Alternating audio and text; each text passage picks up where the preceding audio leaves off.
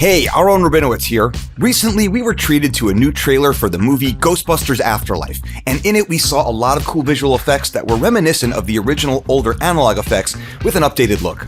Now, if you watch the show VFX and Chill with my old Red Giant gang, Hashi and Seth, which you should totally be doing, you probably caught their exploration of the ghost trails effect seen in the trailer. During that show, Seth happened to mention that I built my own version of the effect in a very different way, and that's what we're going to explore here. And like our more modern Ghostbusters gang, I'm going to reach back in time for guidance, but instead of the 80s, I'm going to stop short in 2006 when Andrew Kramer recreated the popular light trails effect from the Apple iPod commercial. And using some features added to Particular since then, we're going to create an even more organic, almost alive, or maybe undead looking ghost trail. We're going to do this in Adobe After Effects, and our key ingredients will be Trapcode Particular, Trapcode Form, and your favorite lens flare generation tool. So let's get to it. Okay, so here I am in Adobe After Effects, and the first thing I'm going to do is add a new solid, layer, new solid, and I'll make it the same size as the comp, and we'll call it Particular, and I'm going to hit OK, and there we go. Then I'm going to add Trapcode Particular, so I'll go to Effect, RG Trapcode, and we'll go with Particular. Now, if you've used Trapcode Particular, you know that like your basic setup doesn't really give us anything that looks like ghost trails. And the very fastest version of this is for us to go in and use a preset. And I don't want to do that necessarily, but let me just show you how quickly and easily that could be. So I'm going to jump into the designer. Now, inside the designer, you can see that we've got a presets section right here. So if I click on that and hold it out, I'm going to scroll down in the area called Light and Magic, and I'm going to find one that's called Light Streaks Orange. And if I double click to apply it, I've got these light streaks that already look pretty much like the effect that we were looking at from the iPod commercial. Now, I just want to give you a quick bit of history on Trapcode, not to waste your time, but because it's going to help us to figure out how to create this effect from nothing. So back in the day when Trapcode was first released, it had a limited number of particle types. There was a glow sphere and a sphere and a star and something called custom, which eventually became the sprite particle type. Back then, when you had the ability to create sprites, it didn't come with a lot of sprites to choose from. You could just bring in your own map and do it that way. And actually, that's what Andrew Kramer did when he created that effect. He built his own sprite map that had these little circles and whatnot, and it created the same kind of look. Now, what happened was, because that look was so popular from the Apple commercials, eventually a particle type called Streaklet was added in. And if you choose the Streaklet particle type and you scroll down to the settings, you can see that there's different settings for the number of streaks and the streak size and the random seed. Let me just go here to the size of the particle for just a moment. I want to crank this up so we can really see this. And then I'll go back into the particle type and I'll come down to the settings here. And we can change the number of streaks to something a lot higher. And we can change the streak size to something a lot lower. And we get something that looks a lot more complex and interesting. And if we don't like the layout of these streaks, we can just play around with the random seed until we find something that we do like. And when we start moving this around, we're seeing something that looks a lot more like what we had in that Ghostbusters trailer, but we're not quite there yet. Now, we could just go with this, and this would be okay, but I'm actually going to go back to the old method, which is to choose a sprite and use that. Now, there are lots of sprites that come with this, so if I go into my particle type here, and I come back up here and I choose, instead of Streaklet, I go to Sprite, you can see that within the Choose Sprite menu here, that where we get all of these library of sprites, we can see that there's a bunch of them called the Streak Brush. I could choose this and double click on it, and that will create the sprites that are similar, but we can't adjust these the way that we had the other ones. So I also have to make sure to colorize this one. So now it's colorized and it's orange. And when I move it around, you can see what we've got there. Now, I want something that's a lot more alive and a lot more organic. And so instead of using what we've got here, I'm going to build something from scratch. So let me hit cancel and jump back in, and we're going to build our own sprite that we're going to use for a Streaklet type particle that's actually a sprite particle system. So back in After Effects, we're going to set up the basic parameters around this effect. We're going to create a new sprite map, and then we're going to come back and bring that into here and use it as the base for our particle system sprite look. So let's just start with setting up some basic parameters around here. Now, one of the things that you want to make sure of when you're working with a streaklet that you want to kind of leave as a trail behind it is you don't want the particles to be in motion. Not really. You can have some slight motion, but not the way that it's doing right now. You don't want these particles all shooting out in random various directions. So what we have to do is we have to go into the emitter settings, and what we'll do is we'll set the velocity down to 0. And with the velocity set to 0, if I RAM preview, you'll see that there's no motion of the particles. That's perfect. That's exactly what I want. Let me create a new camera here. And we'll just kind of do that so we can have some stuff working in 3D. I'm going to use a 3D camera. I'm going to rotate. We can't really see much right now. So what I'll do is select particular again. And right here where it says create null, I'm going to create a null that is linked to trapcode particular. So the emitter will follow wherever this 3D null is. Now, with the rotation in 3D space, I can do this. I can also pull out a little bit, which is what I'm going to do. And I can animate this particle system. So let me hit P for position. I'll create a keyframe, and I'll come to the end here, and I'm just going to drag this out in 3D space over to here. And I think for the first frame, I'd like to have this almost off camera if I can.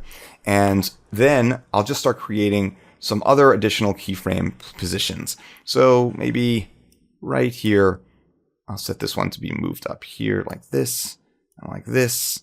And then further along the way, I'll have it come down and to this side over here. And I'll just clean up some of this motion. And there like that.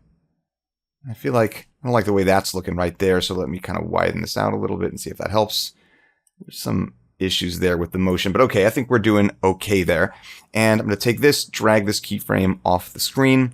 And, you know, maybe I'll just kind of move the whole thing just a little bit further up. So let's grab this keyframe, and I'll use the arrow keys to just get that up there. Now, the problem is that this won't have a steady motion. You can see the difference between when we select these. We can see the dots between each keyframe, that they are wider here than they are here. They're really more space between them than here. And we want to create motion that is like perfectly even the entire time. So I'm going to select the position keyframes, and I'm going to right click.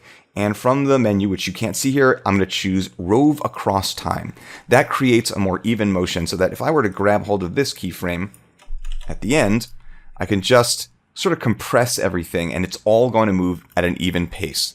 So one thing you'll see is that there is some motion happening here to the particles. As we go, we're seeing that the particles are moving a little bit. Right? It's hard to see, but it's definitely there. And so what's happening is that our particles are being moved by the emitter. The motion of the emitter is dragging it, almost like it's in its wake. So I'm going to set velocity from emitter down to 0, just for now.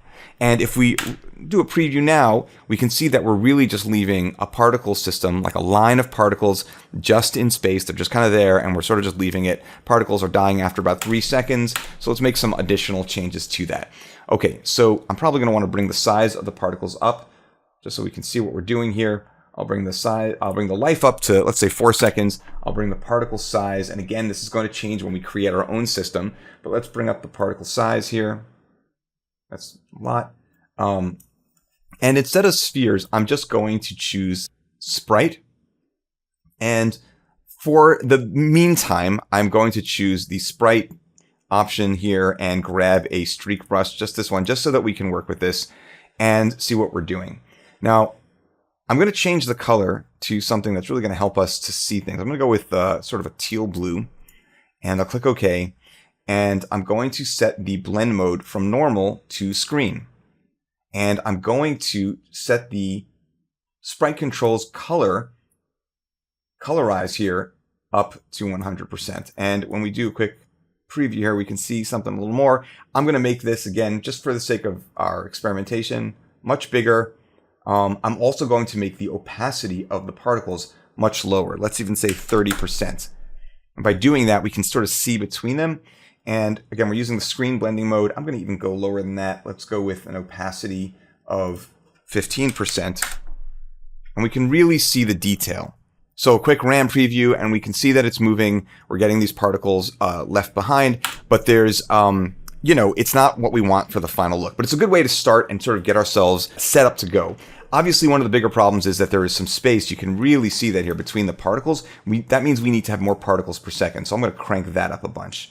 In doing that, that's going to end up really making these uber bright. And so we probably want to go back and lower the opacity even more. So going back to the particle opacity, I'll set this maybe down to 5%. And we're getting something that we can really sink our teeth into. Now, one of the things that we did before was I turned down the velocity from emitter motion.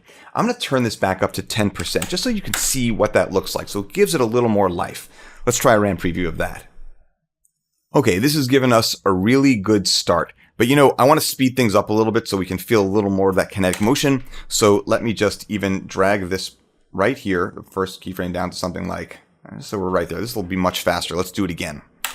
And here you can see a little more of the particles sort of drift as we go, but they don't feel like they're being thrown away by the particle system. So they're kind of in a trail that is evolving instead of having individual particles shooting off into space.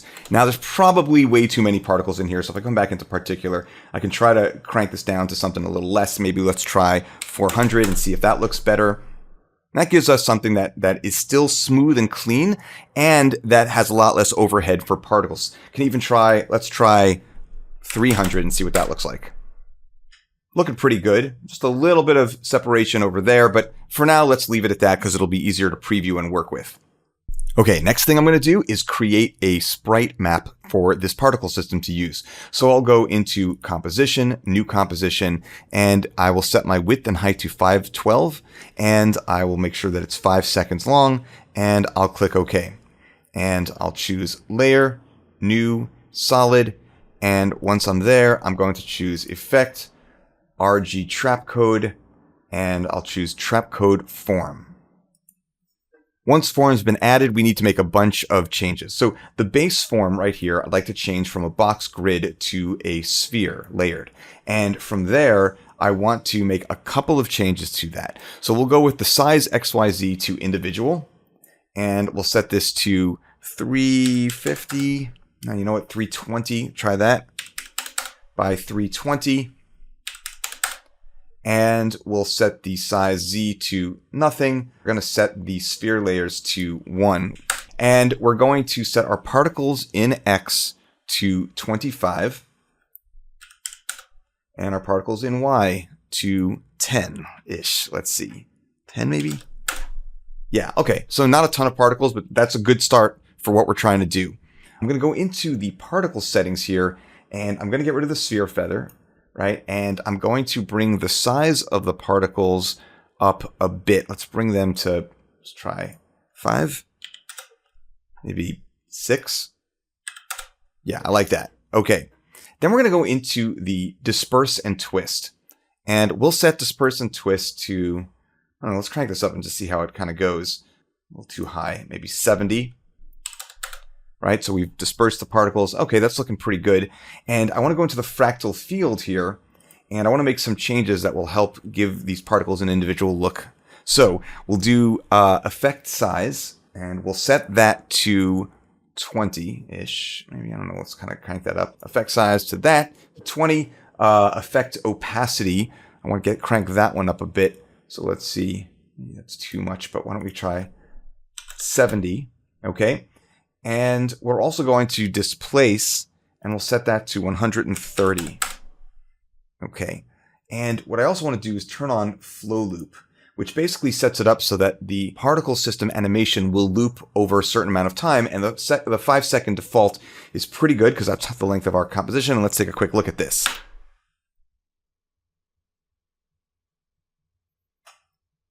And we can see that is a perfect loop. That's perfect. The only thing is I want to also create some rotation in the whole thing. And the simplest version of this is probably just to hit R for rotation. And I'll set a keyframe here with 0 rotation at the beginning. And I'm going to go 1 frame past the last frame. And I'm going to set the rotation to 1 full rotation. And now if we watch this, let's see what that looks like.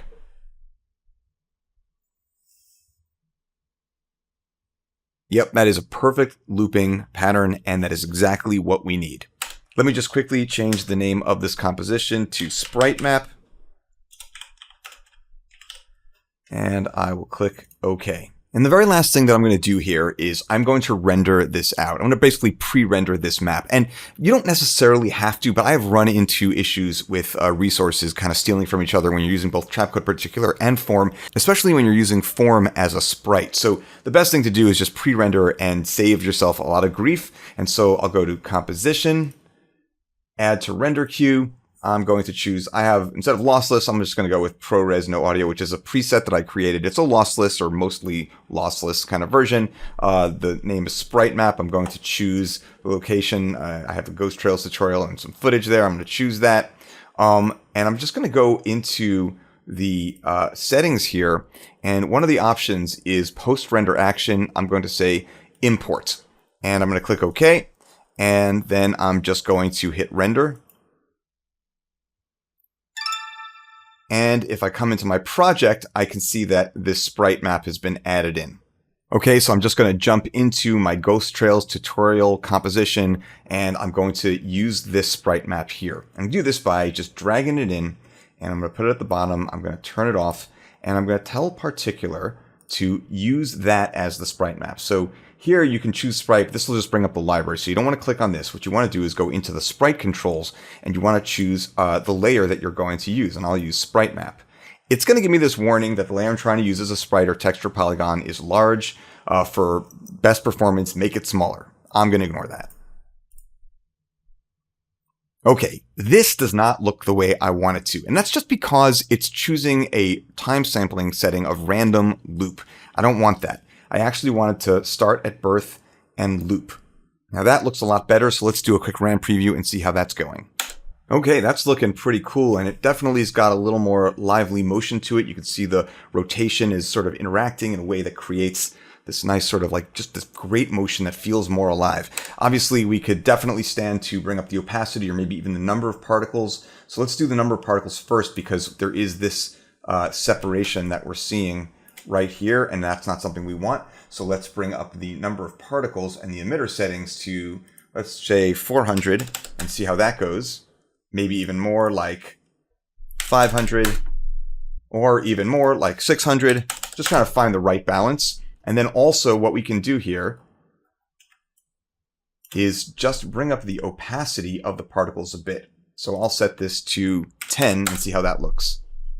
Definitely looking better. Now you may notice some ugliness over here. That's just some weirdness that Particular has with the motion.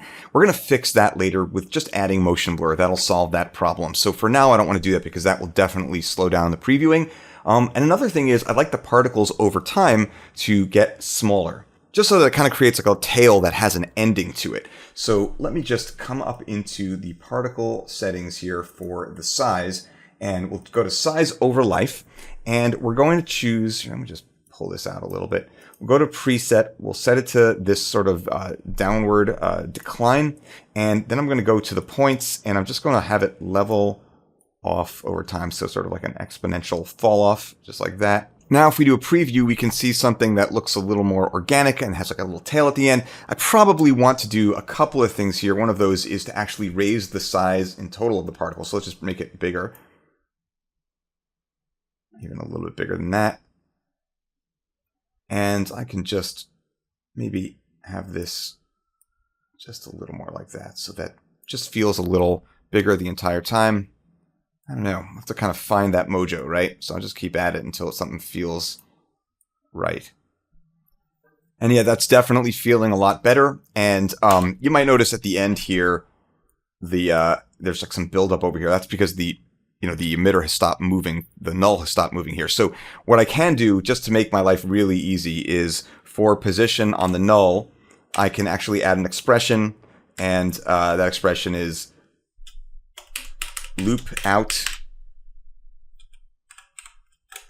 and we can say type equals, and I'll just choose continue, and that just makes it so that the null continues to move past the last keyframe. You can see, so it kind of continues on at the course that it was already going. So again, if I do a RAM preview, and you know what, this time I'm going to put in motion blur, just so that we can really see what it looks like in quality. And motion blur is turned on, and I'm going to hit RAM preview. This will take a little while. Okay, we can see that this is looking a lot better now. I did make some changes as I was testing the renders out behind the scenes. I raised the number of particles per second up to 1500, and I turned off velocity from emitter motion. I turned it down to 0 just because I felt like it was looking good without it. So this is what we've got. But there is still work to be done. Just to make things easier, I'm going to turn off motion blur, and I may play with the number of particles per second as we go, just to speed up the process a little bit. Now, something that doesn't match the effect in the trailer is that these streaks are blue, and in the trailer they're pink.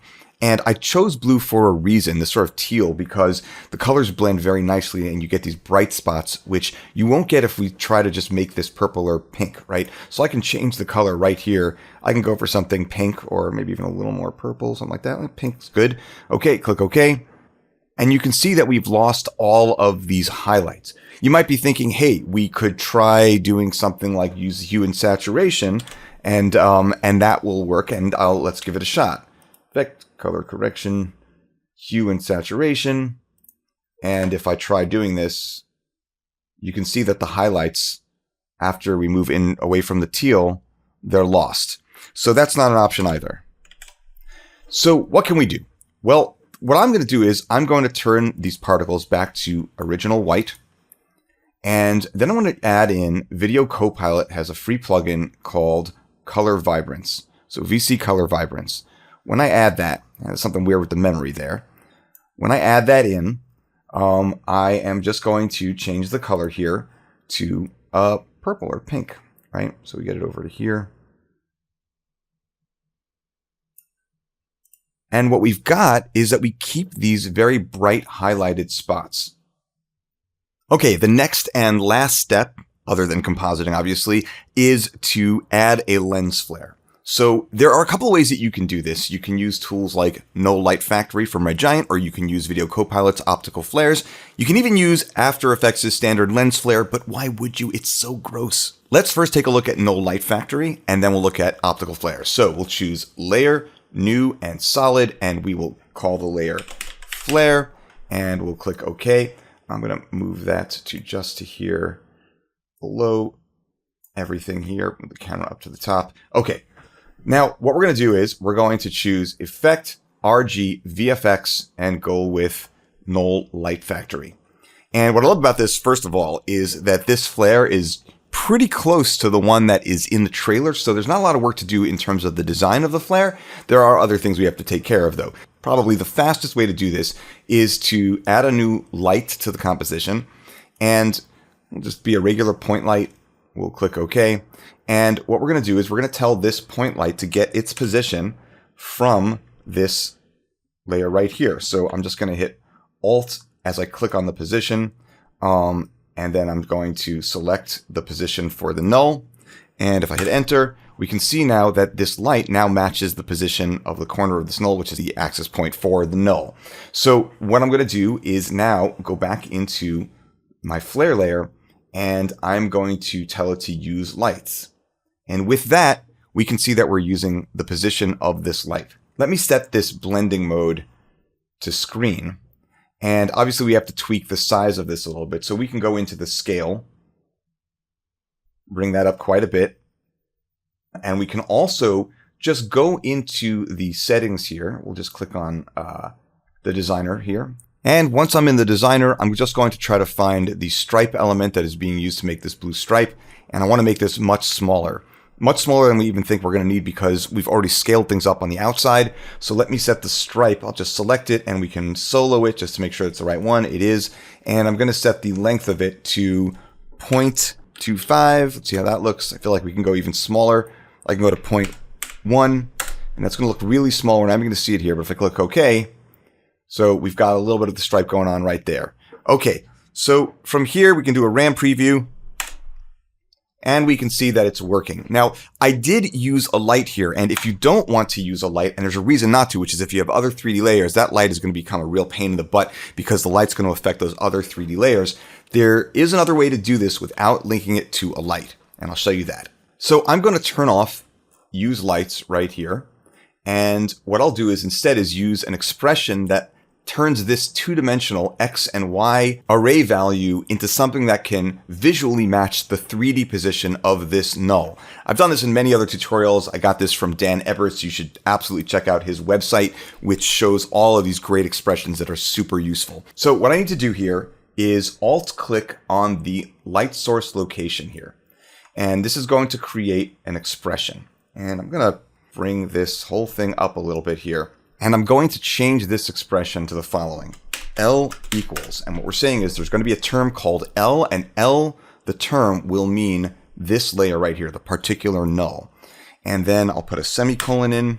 to say that we finished defining the term, and then I'm going to type L period tocomp open parentheses, and I'll use an array value of 0, 0, comma 0, comma 0, close the array, and that's it. When I do that, that's going to visually match in 2D space where the 3D positioning of this null is.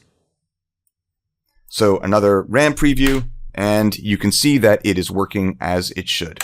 I'll make sure to include the expression in the notes for the tutorial, but I also want to show you that I got it from motionscript.com, which is Dan Ebert's website, and he goes into a lot of cool expressions that can help you with lots of little challenges just like this. Okay, now let's do this effect with Video Copilot's optical flares. Let me just move this up a little bit, and I'll just go to where we have the flare effect here, and I'm just going to delete that. And instead, I'm going to choose Effect, Video Copilot, Optical Flares. And obviously, this flare doesn't look as much like the original as the one that we just used, but that will tweak. Now, again, I can just use the light as I just did before. So I could say, instead of a 2D light, I could say track lights, and then it'll be located in that position. I can scale this up a bit if I want to do that. We'll come back to that because I want to change the look of it. The other thing that I can do is just use an expression to link it directly to the null, same as we did before, except without a lot of turning 2D into 3D, because the other option here, that instead of track lights, we have something here called 3D. And so what I need to do is create an expression that links the center position X and Y to the X and Y of this null, and then the Z to the Z of the null. So again, let's just kind of put that up there like that.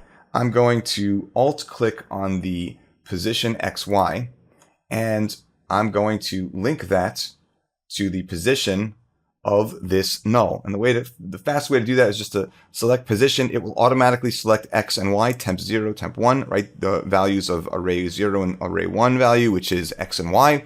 And so now we're matching the X and Y position, but the Z still isn't lined up. So let's just alt-click on the position Z. And from there, I will just grab hold of the Z position for this null. And by doing that, I've now created a thing that matches the Z. And if I hit enter, now we're in the center. Okay, so now let's just go in and make some changes to the flare to get it to match a little more like what we saw in the trailer. So I'll jump into the options, and let me just scale this out a little bit. And there's a lot of stuff here. I'm going to go into my preset browser. I'm going to choose motion graphics, and there's a 50mm prime. That's maybe a good place to start, but I want to get rid of a lot of the stuff that's in here. So I'm going to delete any of the elements I don't think I need. So just getting rid of a bunch of stuff. Okay, and from here, I'll just make some changes. So for the glow, let me change the color here. Something a little more in that range right there. I'll probably set the size up a bit. Let's set the scale. Yeah, something like that, but I'm going to brighten this down. I also want to add in maybe like a spike or something, or a shimmer. Let's try that. Let's try a shimmer and bring down the scale. And maybe just make some changes to the overall bit of it, the complexity, bring that down a little bit. Well, that seems pretty good, but let's also just mess with the streak a little bit, and I might want to reduce the width of that just a little bit. So we'll try to stretch it a little less on the X, and then I'll click OK. And then I'm just going to scale things up. One thing I want to point out is that by default, Optical Flares is using the 3D position to control the size of the flare. So for further back in space, you can see that it's a bit smaller there, and when we get closer to the end, it's gotten much bigger. To disable that, you could just click off of Disable 3D Perspective, but I actually rather like that. Null Light Factory has a similar feature as well. One of the things that I really like about Optical Flares is that motion blur looks really good. So we could turn on motion blur for the flare, we can turn on motion blur in the comp, and for Trapcode Particular. Anyway, a quick, maybe not so quick RAM preview because of all the overhead with the motion blur and everything else. And it's looking pretty good. I mean, it's about 30 minutes of work. We learned how to do this. It won't take you nearly that much time to do it yourself when you're doing it. But you know what? I ain't afraid of no post. Once again, I'm Aharon Rabinowitz. I'll see you soon.